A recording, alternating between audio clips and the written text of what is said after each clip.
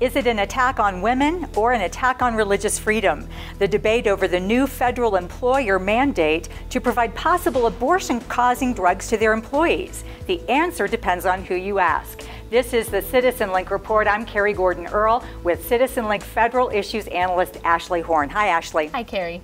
Well, again, we're talking about this new federal mandate for religious employers to have to provide possible abortifacients and contraception and sterilization to their employees. Now, when this news broke last summer, when this policy was announced, religious leaders really stood up and started to speak out on the issue. And when they did, it was interesting because the abortion lobby and their proponents declared this a war on women, that women were being attacked. Well, recently, radio talk show host Rush Limbaugh made some unkind comments about a law student who had testified by video before a House committee, and that just gave new life to the talking point. So we're here to talk about that a little bit today. Now we have some female members of the Senate who are using that point again, saying it's an attack on women, to ask that a bill be killed in the House. Can you give us an update of what's going on there? Yeah, this was interesting. These group of 12 senators wrote a letter to House Speaker John Boehner urging him to please not bring up a bill called the Respect for Rights of Conscience Act. We don't want you to bring this bill up because we really believe that this is an attack on women. We believe that asking faith providers to provide contraception is an okay thing. We want them to continue doing that, and in doing so, they really don't care about the religious freedom of these folks. And so they thought maybe somehow by making a big show and asking Speaker Boehner to not bring the bill up that they would get something done. And the answer was, of course, no. I mean, he didn't come out and say, no, we will not listen to you, but the answer was we will respect the religious freedom rights and possibly consider this bill, which we think will be coming up. Now, this is a talking point that they used when there was a recent hearing about this, and they claimed that it was all men talking about the issue, which is something we commonly hear, that there are no pro-life women's voices out there, which clearly isn't true. Here's two women sitting right here. And when they claimed that there were no women on the panel, it was interesting to see the second panel had two women on it. So this isn't a talking point that's going to work all the time for them, but they're clearly trying to say that this is trying to hurt women. It was a very disingenuous argument, really. That panel of witnesses did have women on, as you said, but that's what they want to do, deflect from the real issue of religious freedom here and just make this an argument about birth control or access to birth control, which we know is not the case.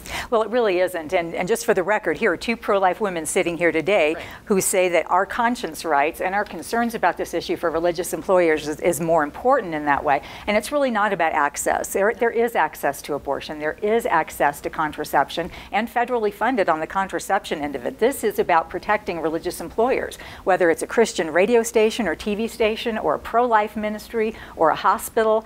This is about government overstepping its bounds to set a set of values for society at large. It's not about politics. This is very serious. And it sounds to me like there are some opportunities for women to speak out. They're starting to speak out on this. They really are. You know, thank you for YouTube. We really appreciate this venue because videos are now being posted on YouTube. Women are speaking out. They're taping themselves, sending it into YouTube, saying, you know what, this does violate my religious beliefs, this violates my conscience, and I'm speaking up. It's called We Speak for Ourselves, and here's one of those clips right now. Not everyone needs to have my own personal beliefs, my religious beliefs, to appreciate the problems with this issue. An attack on the constitutional rights of anyone is an attack on all of our constitutional rights. It's my religious liberty now that's being infringed. What will be next? It's my conscience, but it's our Constitution. Good for her. That's a great video, and hopefully this movement will get a lot of traction. One of the things that's important that she points out is it may not be your conscience right now. It may not be something you're interested in, but what happens when it is? What happens when it is your conscience that's violated? What are you going to do then?